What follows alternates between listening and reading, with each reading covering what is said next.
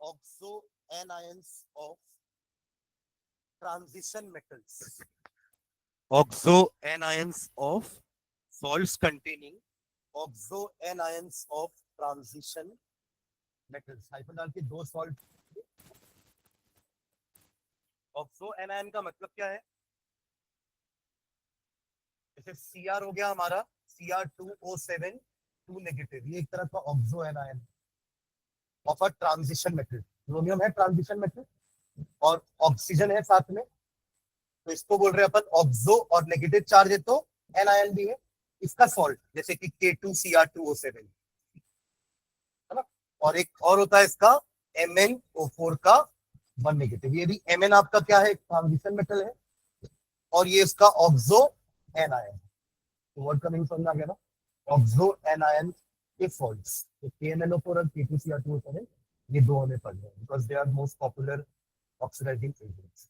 ठीक है, साइक्लोडार के दोनों का फॉर्मूला लिख लो, K2Cr2O7, या ब्रैकेट में भी लिख सकते हो K2Cr2O7 एंड KMnO4. दोनों को एक एक करके पढ़ेंगे, दोनों का प्रिपरेशन और दोनों की ऑक्सीडाइजिंग प्रॉपर्टी. बाकी प्रॉपर्टीज भी है पर सबसे इंपॉर्टेंट जो है उसकी क्या है, ऑक्सीडाइजिंग प्रॉपर्टी की. कैसे ये ऑक्सीडाइज करता है एक पर्टिकुलर सब्सटेंस को. K2Cr2O7 and KMnO4. पहला लाइन डाल लो K2Cr2O7. नाम क्या है इसका, potassium dichromate. Potassium dichromate. Potassium dichromate, पहले इसको पढ़ते हैं फिर KMnO4 में आएंगे. Formula is K2Cr2O7. Potassium dichromate. Potassium dichromate. ठीक है, पहले इसका प्रिपरेशन लिखो हाइफन डाल के. It is prepared from the ore called, it is prepared from the ore called, it is prepared from the ore called, ore को पढ़े ना अपन लास्ट टाइम में, दे आर द मिनरल्स जिससे हम प्रॉफिटेबली या इकोनॉमिकली अपने मेटल को extract कर सकते हैं. ठीक है, तो from the ore chromite. Chromite, इसके ओर का नाम है क्रोमाइट, और ऑब्लिक करके दो नाम और लिखना. क्रोम नाम है क्रोमाइट, या फिर फेरोक्रोम, या फिर एक नाम और लिखना Chrome iron. Chrome iron. Bracket में फॉर्मूला लिख लो उसका FeO.Cr2O3. FeO.Cr2O3. ये हमारा ओर है जिससे हम KTCr2O7 बनाने वाले. ठीक है, तो इस वाले सेक्शन से क्वेश्चन दो टाइप के आते हैं. या तो आपको दोनों में से किसी एक का प्रिपरेशन दे देगा, आइदर KTCr2O7 या KMnO4, या फिर दो तीन रिएक्शन होंगे जिनमें हमें इसकी ऑक्सीडाइजिंग नेचर को अप्लाई करना है. कि इसने सल्फाइड को सल्फेट में कन्वर्ट कर दिया, हो गया ना ऑक्सीडेशन. ऑक्सीडेशन का मतलब क्या होता है, या तो एडिशन ऑफ ऑक्सीजन, या हमने 11th क्लास में एक नई डेफिनेशन पढ़ी थी कि ऑक्सीडेशन नंबर का बढ़ जाना. ऑक्सीडेशन नंबर का बढ़ना भी तो ऑक्सीडेशन कहलाता है. तो सल्फाइड से सल्फेट बनने में सल्फेट में सल्फर का ऑक्सीडेशन नंबर बढ़ जाता है, का मतलब सल्फर का क्या हो गया है, ऑक्सीडेशन हो गया है. तो ऐसे रिएक्शन, इनकम्प्लीट रिएक्शन गिवन रहते हैं, ब्लैंक स्पेसेस भी रहेंगे, आपको रिएक्शन कंप्लीट करना है using the oxidising property of either KTCr2O7 और KMnO4. तो ये दो टाइप के क्वेश्चन आते हैं, समझ रहे हैं. अभी हार्डली रिसेंटली मुझे किसी ने क्वेश्चन पेपर दिखाया था अपना, उसमें डी ब्लॉक के क्वेश्चन थे, उसमें एक क्वेश्चन आया था, लेकिन ज्यादा मेरे क्वेश्चन पेपर आपको दिखाए थे, आया था ना आपको डी ब्लॉक, एफ ब्लॉक. हाँ चलो लिखेंगे.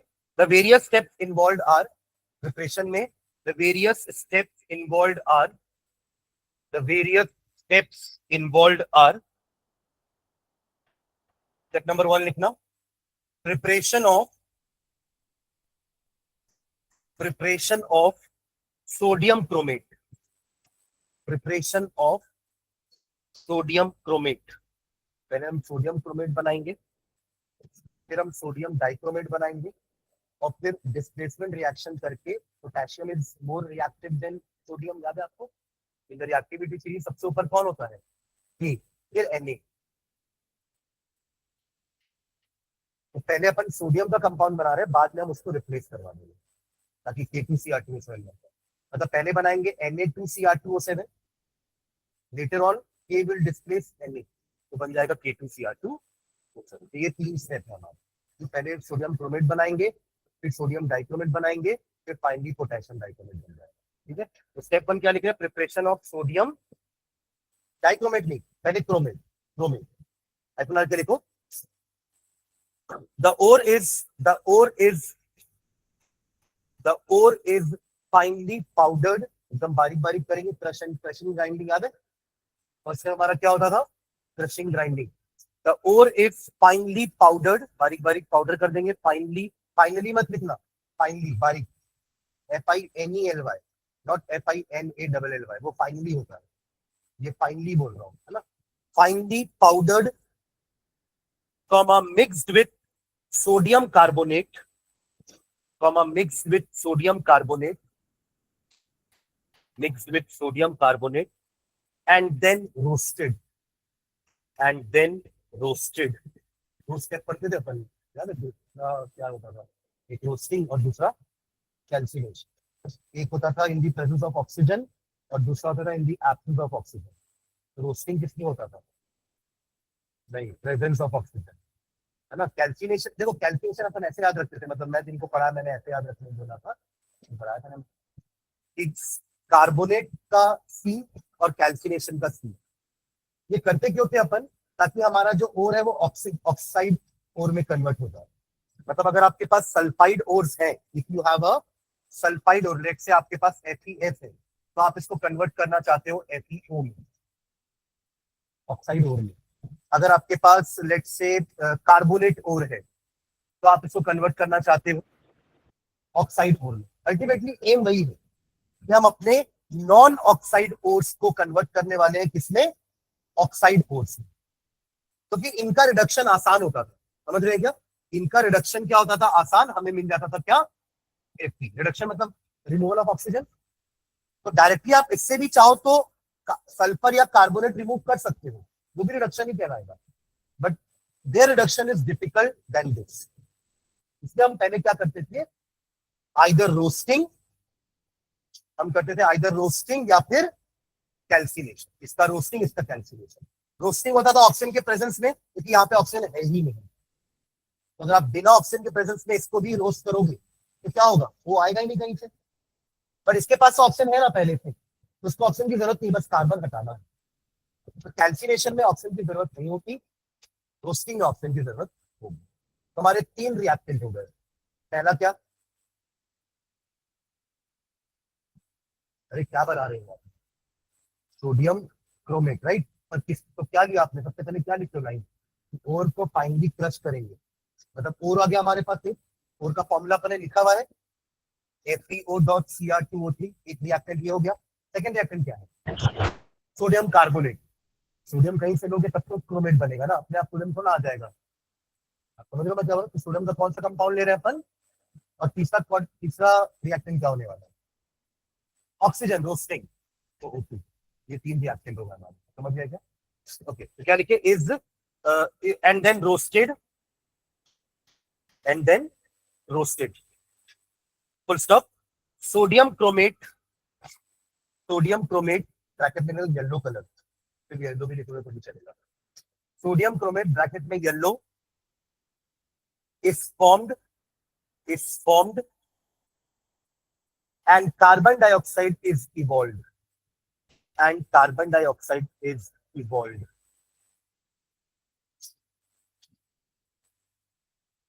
along with the formation of ferric oxide, along with the formation of ferric oxide। Iron तो है ना भी, लिख डालो रिएक्शन जल्दी। आपको 3 रिएक्टेंट मैंने बता दिए, तीनों प्रोडक्ट हमने लिख दिए हैं, बस इसको रिएक्शन के फॉर्म में लिखना है। देखो इक्वेशन क्या हो जाएगा? इक्वेशन स्टेप नंबर 1 का FeO Cr2O3 प्लस, आप लोग वेट करोगे सोडियम कार्बोनेट के फॉर्मूले का, Na2CO3 प्लस O2, ठीक है? गिव्स यू, लिख लो Na2CrO4 ये हमारा क्रोमेट है, Na2CrO4। और बाकी दोनों प्रोडक्ट लिख लो अपने से, CO2 and FeO, ferric oxide लिखा लो। फेरिक ऑक्साइड आप जो बोल रहे हो फेरस ऑक्साइड है, Fe2O3, Fe2O3, ठीक है। तो Na2CrO4 is sodium chromate. Dichromate और क्रोमेट आयन में फर्क है ना, ये है आपका डाइक्रोमेट और ये है क्रोमेट, CrO4 का फुल इंडिकेटर, ठीक है। तो क्या लिखे, हाँ दो और, एक Fe2O3 एंड, ठीक है, ये हमारा ये बन गया। हम यही तो बनाना चाह रहे थे ना स्टेप नंबर 1 में, ठीक है। अब स्टेप नंबर 2 में इसको डाइक्रोमेट में कन्वर्ट करेंगे, ठीक है। स्टेप नंबर 2 देखिए, step number 2, conversion of sodium chromate to sodium dichromate, conversion of sodium chromate to sodium dichromate, sodium chromate to sodium dichromate,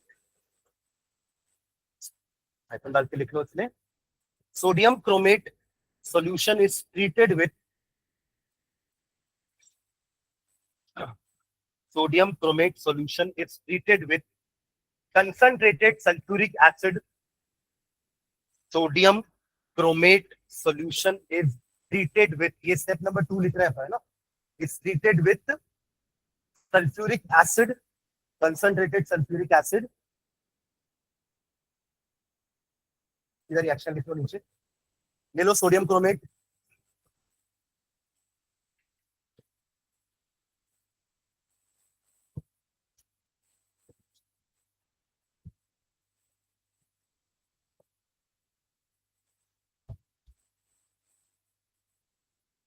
Na2CrO4 plus H2SO4 concentrated वाला, क्या बनाओगे, Na2Cr2O7, यही तो होगा ना डाइक्रोमेट, ठीक है, प्लस Na2SO4 प्लस H2, ये हमारा दूसरा, ठीक है। अब थर्ड स्टेप में बस कोई एक पोटेशियम का कंपाउंड ले लेते हैं, जिससे डबल डिस्टिलेशन करवा करके हम Na को अलग करेंगे, K को बैठा देंगे, ठीक है। तो लिखो third step, step number 3, conversion of sodium dichromate to potassium dichromate, conversion of sodium dichromate to potassium dichromate, conversion of sodium dichromate to potassium dichromate, ठीक है। देखो आइकन डाल के, solution of sodium dichromate is treated with, solution of sodium dichromate is treated with KCl, potassium chloride, potassium chloride, लिख डालो reaction, double distillation reaction हो जाएगा ना, आयन एक्सचेंज कर देना। क्लोराइड को किसके साथ लेके जाओगे, सोडियम के साथ, सोडियम NaCl बन जाएगा और इधर हमारा प्रोडक्ट आ जाएगा K2Cr2O7। उसके नीचे लिख लेना ऑरेंज, ऑरेंज कलर का है, orange crystals, Na2Cr2O7 plus KCl give you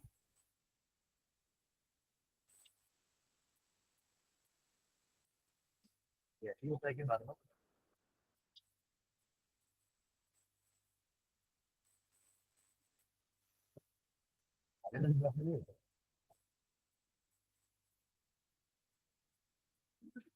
क्या नया ले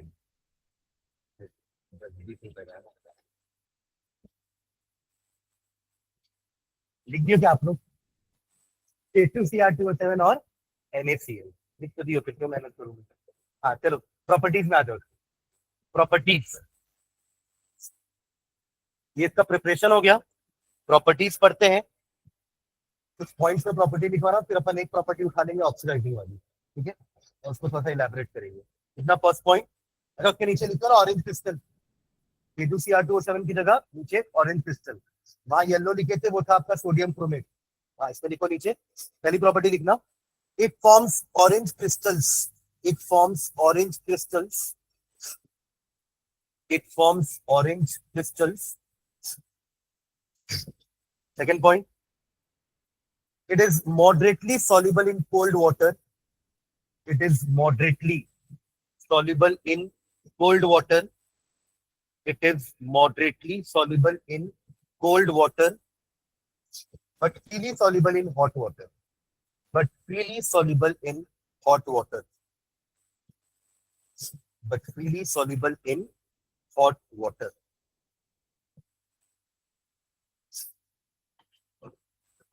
Yeah. Next word property. When heated,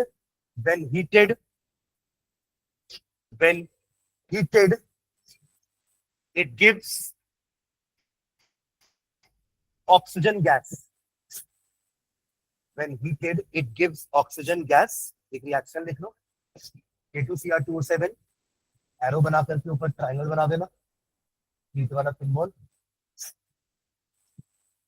जैसे सोडियम क्रोमेट लिखे थे, वैसे पोटेशियम क्रोमेट का फॉर्मूला क्या बनेगा, K2Cr O4। हाँ, वो लिखो, एक प्रोडक्ट वो बनेगा K2Cr O4, फिर Cr2O3 chromium oxide, Cr2O3 and oxygen gas will be evolved. Next property, when an alkali is added to when an alkali is added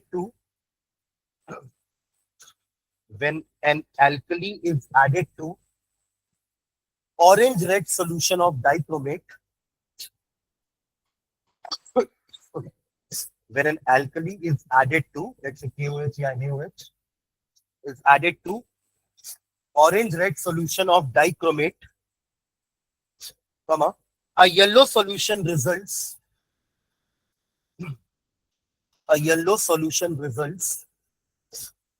due to the formation of chromate.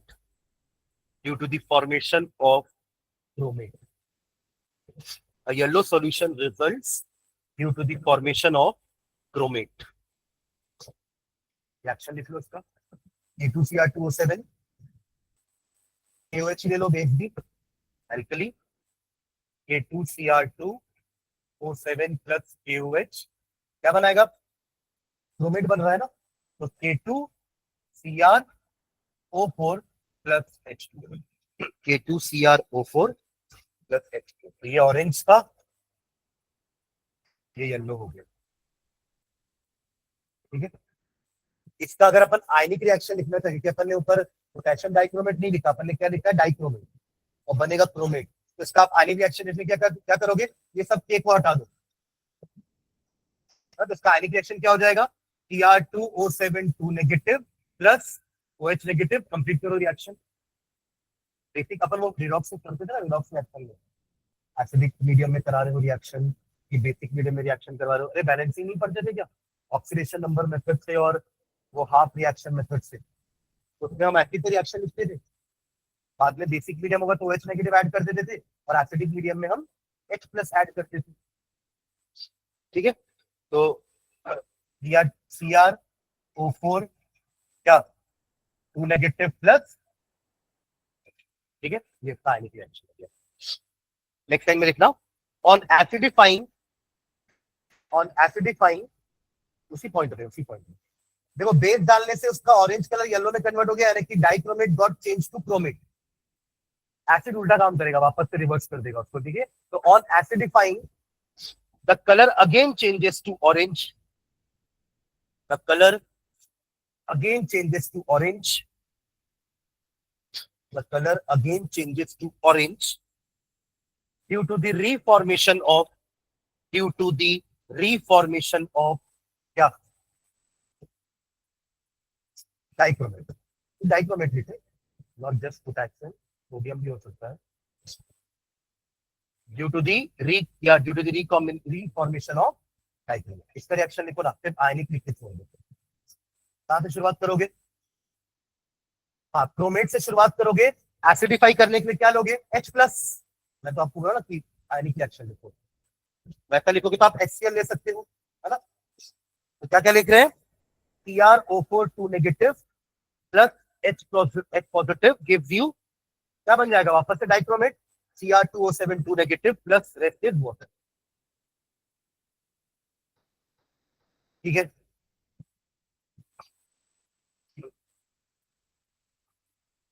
Next अगला, oxidising property. Oxidising property ये important है ना। बाकी सब में question give reason type के आ सकते हैं, या व्हाट हैपेंस व्हेन टाइप के क्वेश्चन आ सकते हैं। What happens when alkali is added to potassium dichromate, what happens when acid is added to potassium chromate. तो आपको बताना पड़ेगा, ऑरेंज से येलो हो जाएगा, येलो से वापस से ऑरेंज हो जाएगा। ठीक है, हाँ। ऑक्सीडाइजिंग प्रॉपर्टी है के लिखो, it is a powerful oxidising agent, it is a powerful oxidising agent. पर एक मीडियम में लेते थे, आपको याद है हम एसिडिफाइड K2Cr2O7 बोलते थे एंड अल्कलाइन KMnO4 बोलते हैं, नॉट जस्ट K2Cr2O7 या नॉट जस्ट KMnO4। हम क्या लेते हैं, acidified K2Cr2O7 and alkaline KMnO4, मतलब ये उस मीडियम में ही बिहेव करते हैं एज ऑक्सीडाइजिंग एजेंट। समझ लो मैं क्या बोल रहा हूँ, your potassium dichromate behaves like oxidising agent in acidic medium, इसलिए अपन बोल रहे हैं acidified K2Cr2O7।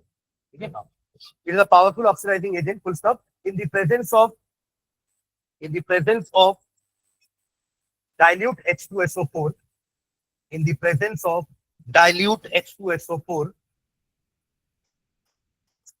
one molecule of potassium dichromate, one molecule of potassium dichromate, one molecule of potassium dichromate furnishes या produces भी लिख सकते हो, produces या furnishes three atoms of available oxygen, three atoms of available oxygen, three atoms of available oxygen इसलिए बोलते हैं क्योंकि वो बहुत रिएक्टिव होता है, मतलब वो अवेलेबल है, तुरंत रिएक्ट कर जाएगा। उसको हम कई बार लेसेंट ऑक्सीजन भी बोलते हैं। जैसे O2 को अगर आप ब्रेक कर दो तो वो 2O में ब्रेक होगा ना, तो अपन उसको लिखते हैं कुछ ऐसे हैं इन द स्क्वायर ब्रैकेट, इसको कहा जाता है लेसेंट ऑक्सीजन या अवेलेबल ऑक्सीजन, क्योंकि ये ऑक्सीजन अभी एकदम रेडी है रिएक्ट करने के लिए, तो अवेलेबल होगी। समझ रहे हैं क्या। तो जैसे ही हम पोटेशियम डाइक्रोमेट में डाइल्यूट एसिड ऐड करते हैं, one molecule of potassium dichromate furnishes three such kind of oxygen atom. अब यही ऑक्सीजन एटम जा करके हमारे, इसको हम ऑक्सीडाइज करना चाहते हैं, इसको क्या कर देगा, ऑक्सीजन। मतलब हमारे तीन रिएजेंट होने वाले हैं, पहला जिसको ऑक्सीडाइज करना है, दूसरा एक ऑक्सीडाइजिंग एजेंट K2Cr2O7, प्लस वो किस मीडियम में ऐसा बिहेव कर रहा है, तो डाइल्यूट ऑक्सीडेज होते हैं। तो ये तीन रिएजेंट हमारे हर ऑक्सीडाइजिंग रिएक्शन में होंगे। समझ लो मैं क्या बोल रहा हूँ, एक सब्सटेंस जिसको हम ऑक्सीडाइज करना चाह रहे हैं, दूसरा उसको ऑक्सीडाइज करने वाला एजेंट यानी K2Cr2O7, तीसरा उसके लिए मीडियम, अगर बेसिक होगा तो अपन को कोई बेस लेना पड़ेगा, अगर एसिडिक होगा तो हमें H2SO4 लेना पड़ेगा, कोई एसिड लेना पड़ेगा। समझ रहे हैं क्या, क्लियर। तो ये तीन हमारे रिएजेंट्स होने वाले हैं। ठीक है, तो पहले इसका रिएक्शन देखो कैसे निकलता है ऑक्सीजन। तो लिख लो K2Cr2O7 प्लस H2SO4, यही तो दोनों लेना पड़ेगा ना, इन दोनों को ऐड करेंगे, K2Cr2O7 प्लस H2SO4, अब बना लो K2SO4, K2SO4, ये प्रोडक्ट्स लिख रहे हैं ना, K2SO4, एक और लिखो प्लस Cr2SO4 का ट्वाइस क्रोमियम सल्फेट, Cr2SO4 का होल ट्वाइस, लिख पा रहे फॉर्मूला, Cr2SO4 का होल ट्वाइस। पोटेशियम बन गया पोटेशियम सल्फेट, है ना, पोटेशियम क्या बन गया, पोटेशियम सल्फेट, और क्रोमियम हो गया chromium sulphate, plus plus H2O plus 3O लिखना, बस O2 मत लिखना ना, 3O अवेलेबल ऑक्सीजन। ठीक है, नीचे में लिखना इन अदर वर्ड्स, इन अदर वर्ड्स, इन अदर वर्ड्स Cr2O72 नेगेटिव यानी कि डाइक्रोमेट आयन Cr2O72 नेगेटिव। यहाँ पे आपने जो दो रिएक्शन लिखे है ना, इसमें मुझे दोनों में क्रोमियम का ऑक्सीडेशन स्टेट बताओगे क्या, कितना है? K2Cr2O7 में इसका ऑक्सीडेशन स्टेट बताना मुझे कितना है क्रोमियम का, plus H2SO4 give you K2SO4 plus Cr2SO4 का थ्राइस, इसका ऑक्सीडेशन स्टेट बताओ मुझे, plus H2O and plus 3 ethyl oxygen. हाँ, क्या है ऑक्सीडेशन स्टेट दोनों जगह क्रोमियम का? यहाँ कितना है? +6। पक्का? इसका क्या लिया अपन ने? +1 और इसका -2। इसका x ले लिए तो कितना आएगा? 2 × 1, इसका लिखा मैंने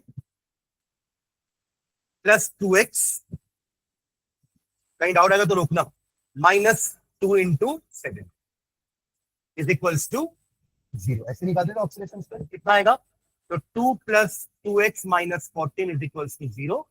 ये -12 उधर जाकर के +12 2x, तो x कितना आया? +6, करेक्ट। और इधर +3, देखो दिख ही रहा है 3 इधर है, और ये सल्फेट का क्या है? -2 होता है, तो यहाँ पे कितना है इसका? +3। तो ये क्या हुआ इसका? हाँ, क्योंकि वो फुल ऑक्सीडाइजिंग एजेंट है तो खुद क्या होगा? रेड्यूस होगा। कितने इलेक्ट्रॉन गेन किए उससे?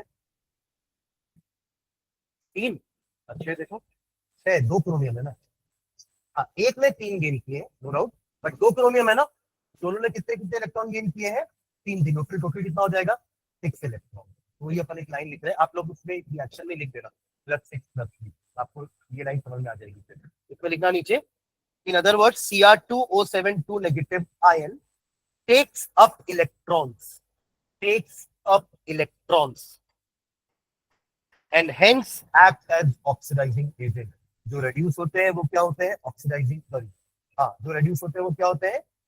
Oxidising agents. And hence acts as an oxidising agent, takes up electron and hence acts as an oxidising agent. ठीक है,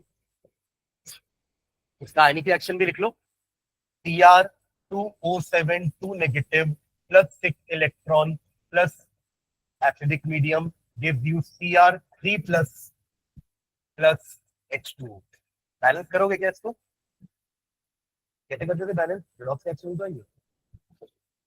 2 क्रोमियम है तो यहाँ 2 लगा दूं, है ना। उसके बाद 7 ऑक्सीजन है, इसके लिए यहाँ 7 लगाया तो यहाँ पे 14 लगाना पड़ा। सही है,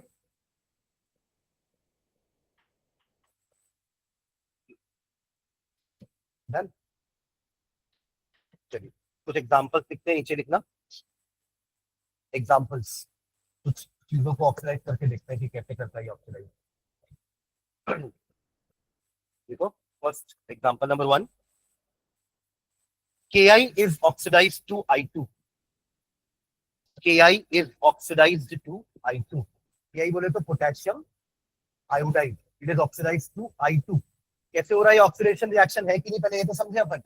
Ki में ऑक्सीडेशन स्टेट क्या है? I की,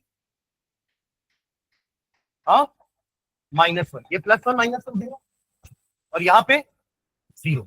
कोई भी एटम अपने अगर मॉलिक्यूलर स्टेट में है या नेटिव स्टेट में है तो उसका ऑक्सीडेशन नंबर क्या होता है? 0। तो -1 से 0 मतलब क्या हुआ? ऑक्सीडेशन नंबर बढ़ा है कि घटा है? बढ़ा है, राइट, यानी ऑक्सीडेशन हुआ, हो रहा है ऑक्सीडेशन। तो अपन को यही करना है, we have to convert Ki into I2 या फिर I negative into I2।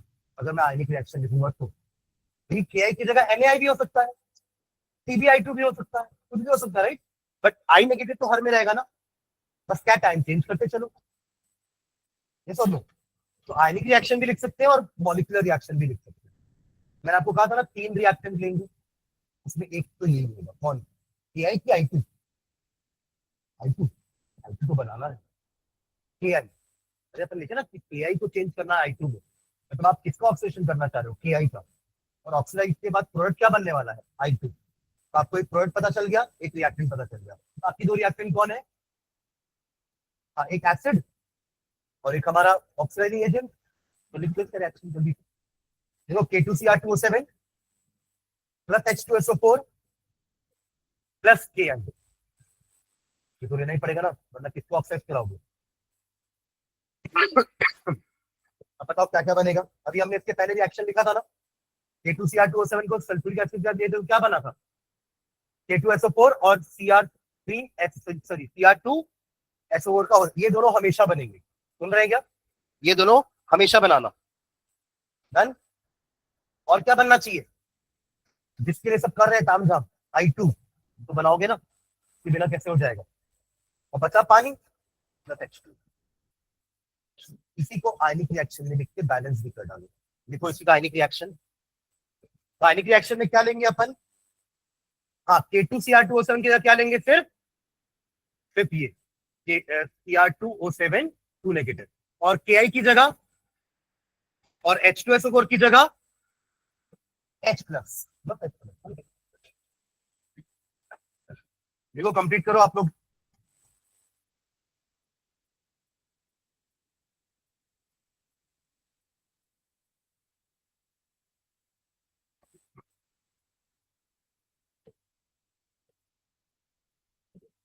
I negative है ना। हाँ, क्या क्या बना रहे हो प्रोडक्ट में? I2, हाँ H2 ही रहेगा। और वो क्रोमियम को भी तो बनाओगे ना। क्रोमियम क्या हो रहा था? प्लस 2। तो अपन लिखे था ना पिछले रिएक्शन अभी, ये वाला। ये दोनों तो रहेंगे ही, सुन रहे? ये दोनों रहेंगे साथ में। यहाँ जो आपने आई नेगेटिव लिया था वो यहाँ क्या हो जाएगा? I2। ठीक है, ये रिएक्शन बैलेंस करो ना, बैलेंस करो।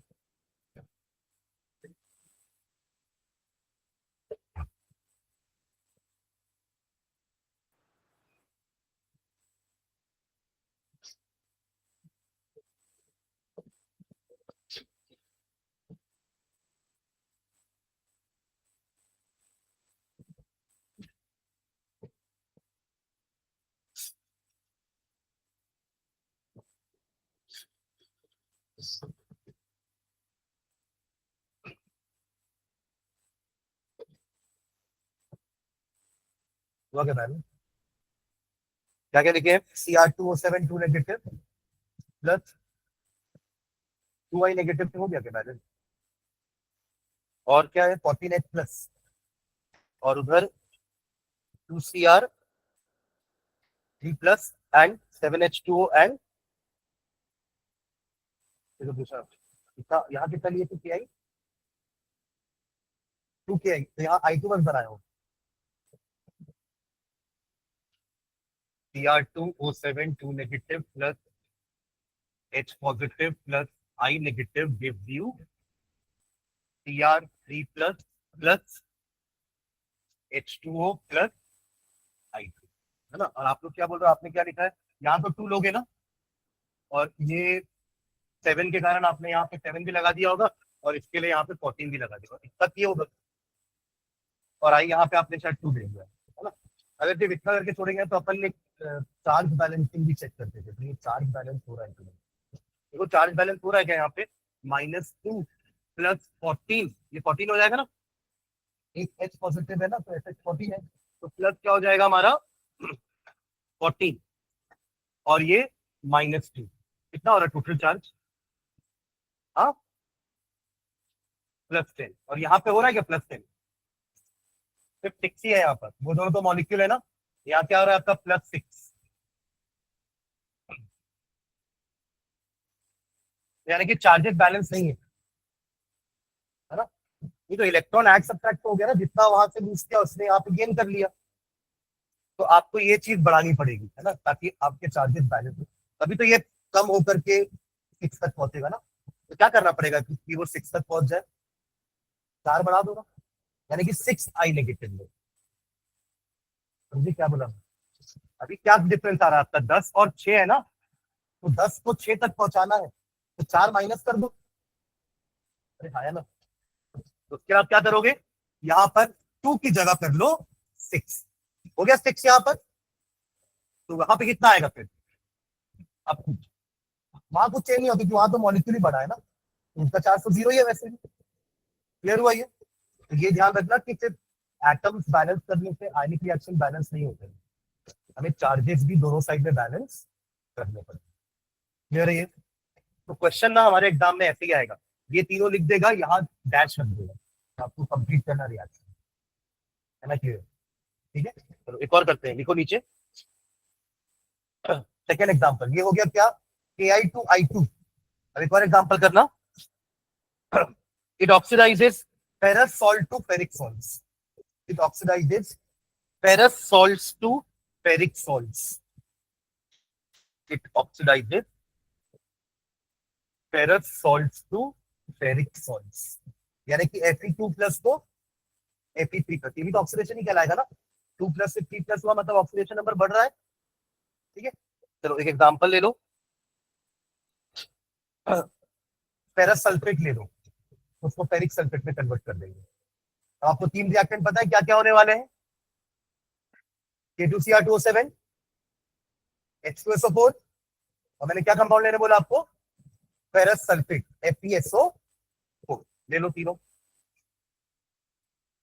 प्रोडक्ट में चार चीजें बनाएंगे, क्या क्या, K2SO4 फिक्स है, क्रोमियम सल्फेट भी फिक्स है, वाटर भी फिक्स है, और दूसरा क्या बनाने वाले हो आप, फेरस को फेरिक में कन्वर्ट करोगे ना, तो Fe2SO4 का ट्वाइस। अरे कुछ डाउट हो तो पूछो अभी। आपका फेरस सॉल्ट होता है FeSO4, सुन रहे हो क्या, ferrous salt is FeSO4, ferric salt will be Fe2SO4 का ट्वाइस। ये समझ रहे हैं कैसा बनता है ये, Fe2 plus SO4 2 negative, Fe3 plus SO4 2 negative. यहाँ तो ये 2 2 कैंसिल हो गया, ये 3 इधर गया, ये 2 इधर गया, तो फॉर्मूला ये बनेगा, है ना? क्लियर? तो बना दिए चार प्रोडक्ट, K2SO4, Cr2SO4 का ट्वाइस,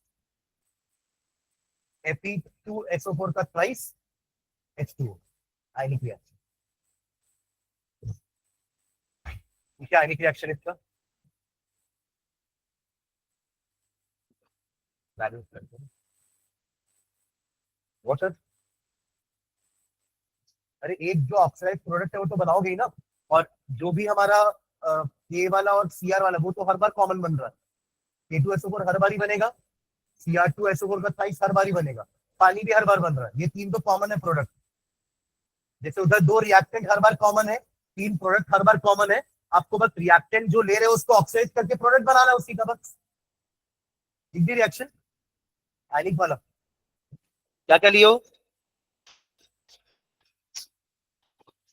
तो Fe2 क्यों लियो, आयनिक बोला ना तो फिर Fe2 प्लस बोला, आपको फेरस को फेरिक में करना है ना, तो आपका रिएक्टेंट साइड पे Fe2 प्लस रहेगा, और उधर क्या रहेगा, Fe3 प्लस। सल्फेट अल्फेट हटा देना पूरा, सल्फेट पोटेशियम ये सब हट जाएंगे, क्रोमियम भी हट जाएगा, क्रोमियम में हटा, क्रोमियम हटा, क्रोमियम ही तो आपका ऑक्साइडिंग एजेंट है, पर आयरन सॉरी सल्फेट और पोटेशियम सब हटा देना। अब क्या बना रिएक्शन, Fe2 प्लस, बैलेंस बता रही हूँ, बैलेंस करके बताओ ना।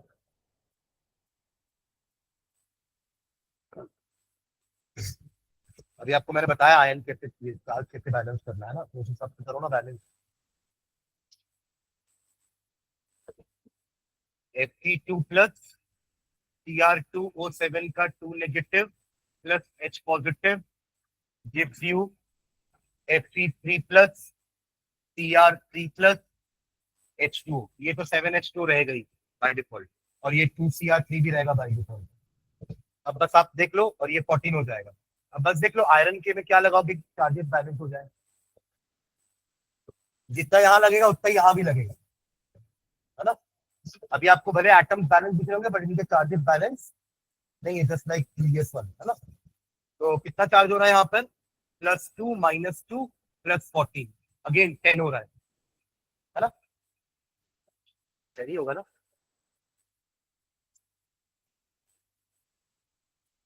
अच्छा +2 -2 ना, सॉरी सॉरी कैंसिल हो गया ना, 14। अब यहाँ का बताओ, 6 + 3 9 होना है। क्या करना पड़ेगा?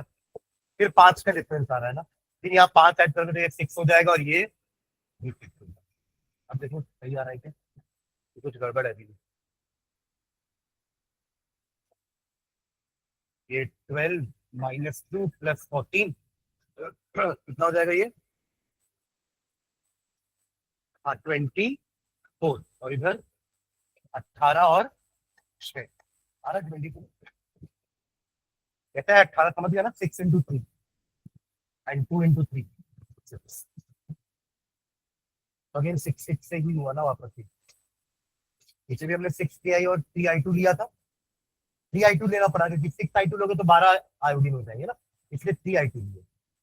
और यहाँ पे तो दोनों अकेले सिंगल सिंगल ही है, तो यहाँ पे 6 थे तो वहां भी 6 करना पड़ेगा, तभी तो बैलेंस होगा। ठीक है, रिकॉर्ड लिखो। It oxidises, third example, it oxidises, it oxidizes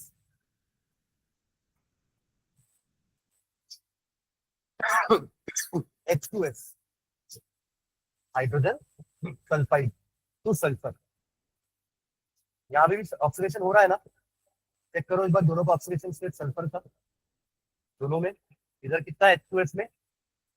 -2 और इधर 0, अगेन ऐड हुआ है, ऑक्सीडेशन नंबर बड़ा है ना, यानी ऑक्सीडेशन है ये। कर डालो जल्दी।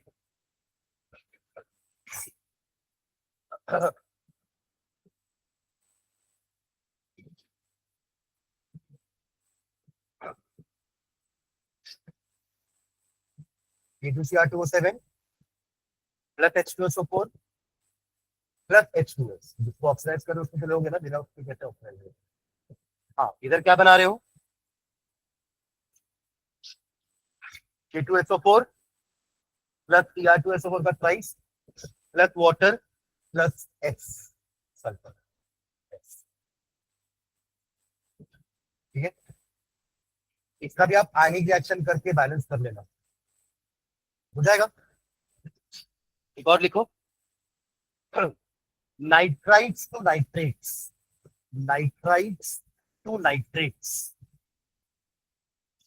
नाइट्राइट्स टू नाइट्रेट्स, इन दोनों का फॉर्मूला पता है क्या आपको?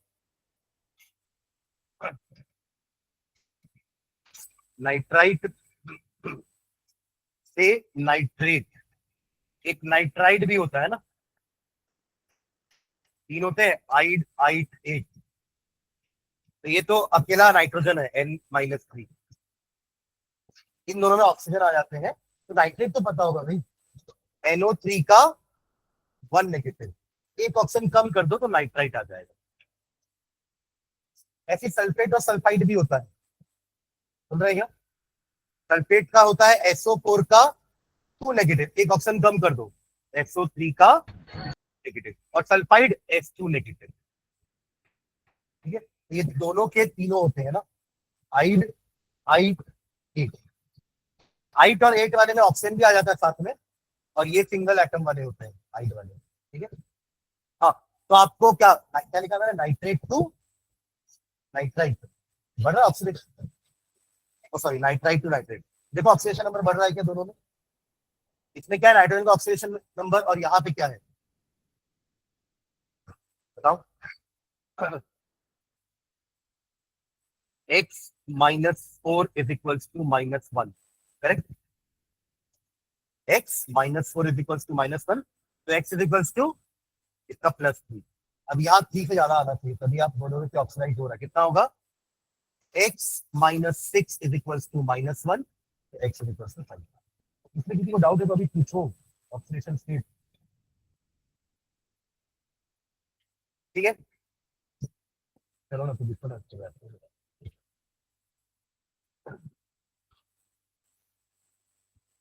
सोडियम वाला ले लो, सोडियम नाइट्राइट को सोडियम नाइट्रेट में कन्वर्ट करो, सोडियम नाइट्राइट को सोडियम नाइट्रेट में, फॉर्मूला बना लोगे क्या? क्या होगा फॉर्मूला सोडियम नाइट्राइट का? NaNO2, हाँ, दोनों का 1 1 है ना, 1 पॉजिटिव 1 नेगेटिव, तो फॉर्मूला बन जाएगा NaNO2, उधर बनाओगे NaNO3, बाकी तो सब सेम। तो आपको बस पता है वो रिएक्शन अगर क्वेश्चन आता है ना, तो आपको बस आइडेंटिफाई करना है कि रिएक्शन में हमारा जिस जिस चीज को ऑक्सीडाइज करना है वो क्या है। अगर वो नाइट्राइट होगा तो आपका प्रोडक्ट नाइट्रेट बनने वाला है, अगर आयोडाइड होगा तो आयोडीन बनने वाला है, अगर फेरस होगा तो फेरिक बनने वाला है, सल्फाइड होगा तो सल्फर बनने वाला है। जो मैंने कितने 4 एग्जाम्पल किए ना, तो आपको इधर रिएक्टेंट में बाकी दोनों चीजें तो हमारी एजेंट ही है ना, K2Cr2O7 लिखा रहेगा और H प्लस लिखा रहेगा, तो वो तो हमारे एजेंट ही हो गए ना, दोनों मिलकर तो एजेंट की तरह बिहेव कर रहे हैं। तो आपको बस ये देखना है कि हमारा वो सब्सटेंस क्या है जिसको ऑक्सीडाइज करना है, वो आइडेंटिफाई करने के उसका ऑक्सीडाइज प्रोडक्ट हम खान में लिख रहे हैं कि इसको इसमें कन्वर्ट कर रहे हैं। ठीक है, एक लास्ट लिखो,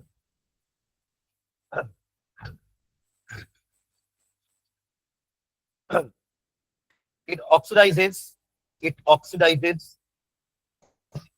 it oxidizes ethyl alcohol, it oxidizes ethyl alcohol to to acetaldehyde। acetaldehyde बोले तो acetaldehyde क्या होता है? नहीं, वो फॉर्मेल्डिहाइड होता है। acetaldehyde मतलब इथेनॉल। देखो एक चीज ध्यान रखना, हम HCHO को, है ना, देखिए यहाँ पर हम HCHO को बोलते हैं फॉर्मेल्डिहाइड। क्या बोलते हैं? फॉर्मेल्डिहाइड।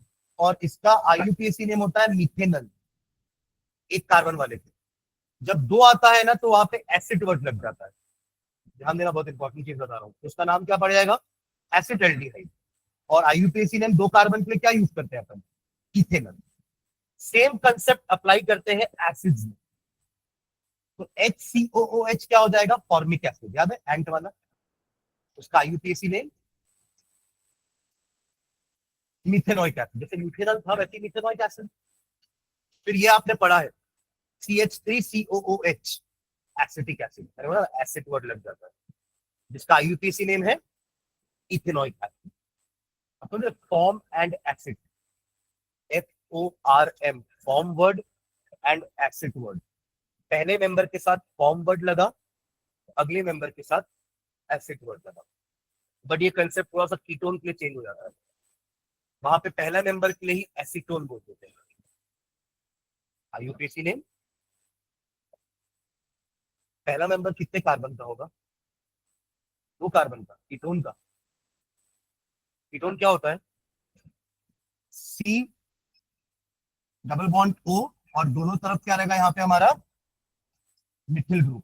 तो कितने हो गए टोटल? कम से कम मिथिल ग्रुप 1 कार्बन का तो रहेगा ना, तो कितने हो जाएंगे टोटल? 3। तो IUPAC नेम क्या हुआ? Propanol. IUPAC name will be commonly known as acetone. ठीक है, नेम सॉल्यूशन। हाँ, तो क्या लिख रहे थे? It oxidises ethyl alcohol to acetaldehyde. समझ गया? इथेनॉल, ये क्या है? इथेनॉल। क्या होता है? आप ब्रैकेट में लिख लो, इसका IUPAC नेम तो याद रहेगा, इथेनॉल। हाँ, and acetic acid, and acetic acid, and acetic acid. देखो होता क्या है ना, एक हम अभी इसके बाद alcohol, phenol, ether, aldehyde chapter पढ़ेंगे, तो आपको बताऊंगा कि ये सारे ऑक्सीडाइजिंग एजेंट क्या करते हैं। ये बहुत स्ट्रॉन्ग ऑक्सीडाइजिंग एजेंट। आप इनको शुरुआत कराओगे अल्कोहल के साथ, ये उसको ऑक्सीडाइज करके एल्डिहाइड और फर्दर ऑक्सीडाइज करके एसिड तक पहुंचा देंगे। वो हमारा एंड रिजल्ट है। और अगर पीछे आएंगे तो alkane, alkane is oxidise to alcohol, alcohols are oxidized to aldehyde और ketone which are further oxidized to acids। ये एक चेन होती है। अगर आपने एक स्ट्रॉन्ग ऑक्सीडाइजिंग एजेंट लिया ना अल्कोहल के साथ, तो वो उसको सीधा एसिड तक पहुंचाते चलेगा। हाँ, KMnO4 या K2Cr2O7 दोनों, दोनों ही हमारे क्या है? Strong oxidising agent. पर अगर आपको बनाना है एल्डिहाइड, तो हमें फिर ये दोनों नहीं लेना पड़ेगा। ये दोनों लोगे तो क्या बन जाएगा? एसिड बन जाएगा। पर हमें बनाना था एल्डिहाइड, यानी कि हमें रिएक्शन को बीच में रोकना है। हम चाहते हैं कि एल्डिहाइड स्टेज पे ही रिएक्शन या कीटोन स्टेज पे रिएक्शन रुक जाए, थम जाए। तो उसके लिए हमें थोड़ा एक माइल्ड ऑक्सीडाइजिंग एजेंट लेना पड़ेगा। समझ रहे हैं? क्योंकि स्ट्रॉन्ग ऑक्सीडाइजिंग एजेंट तो उसको एसिड तक लाके ही छोड़ेगा, है ना, क्लियर? ठीक है ना, इसलिए अपन ने लिखा कि ethyl alcohol is oxidised to acetaldehyde and acetic acid. समझे आप दोनों? यानी कि जितना भी इथेनॉल बनने वाला है वो सब इथेनॉइक एसिड में चेंज हो जाएगा, क्योंकि हमारा एक ऑक्सीडाइजिंग एजेंट क्या है, वो स्ट्रॉन्ग वाला। ठीक है, हाँ, क्या लिखे? And acidic acid. इसका रिएक्शन लिख लो जल्दी से। इधर आप लोग इथेनॉल को ऑक्सीडाइज करा दो। देखो CH3CH2OH, ये होता है फॉर्मूला हमारा इथेनॉल का। CH3CH2OH प्लस एक नेसेड ऑक्सीजन ले लो, O plus O gives you CH3CHO, ethanol. CH3CH2OH plus O gives you CH3CHO, जिसका फर्दर ऑक्सीडेशन कराएंगे तो क्या मिलेगा? CH3COOH। एजेंट वही है हमारा। ठीक है, अब नीचे नोट करके पॉइंट लिखना कि इस रिएक्शन का यूज कहां होता है। इथेनॉल क्या है? अल्कोहल, शराब, तो वो टेस्ट करते हैं ना, मारते हैं, उससे ये ऑक्सीडाइज हो जाएगा क्या, तो उसके अंदर पोटेशियम डाइक्रोमेट होगा, जिससे भी हम फूक मारते हैं, उससे कलर चेंज हो जाएगा, उससे डिटेक्ट हो जाएगा कि बंदे ने पी रखी है। तो नोट करके लिखो, the above reaction helps to test whether the above reaction helps to test whether a driver has consumed above reaction helps to test whether a driver has consumed alcohol or not. Alcohol or not. होगा कैसे ये test? Full सवाल के लिखो। He is asked to breathe. He is asked to breathe. He or she is asked to breathe into acidified K2Cr2O7. Into acidified K2Cr2O7, जो कि किस colour का होता है? Orange red. हाँ, ऑरेंज बोल सकते हैं, ऑरेंज।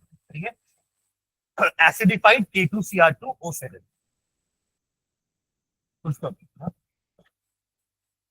वो ब्रीथ में निकलेगा ना अल्कोहल। आप लोग बोल लो ब्रीथ, आप ब्रीथ मतलब सांस ले रहा हो, तो ब्रीथ का मतलब सिर्फ इनहेल थोड़ी ना होता है, एक्सहेल भी तो होता है। एकदम बायोलॉजिकल मत जा ना, फुक नहीं बोलता है, हालांकि वो तो है ना, वो ब्रीथ नहीं बोलेगा, वो बोलेगा फुक, है ना। हाँ, if full stop, if the orange color of the solution changes into,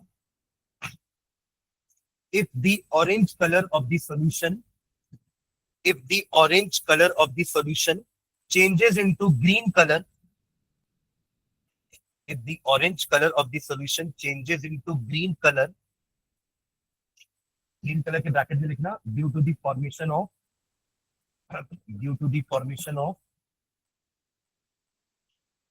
Cr2SO4 का thrice, due to the formation of, वही क्रोमियम सल्फेट हर बार बना रहे थे ना, वो ग्रीन कलर का था, ब्रैकेट क्लोज कर, due to the formation of chromium sulphate Cr2SO4 का thrice, bracket close, comma, the driver is drunk, the driver is drunk.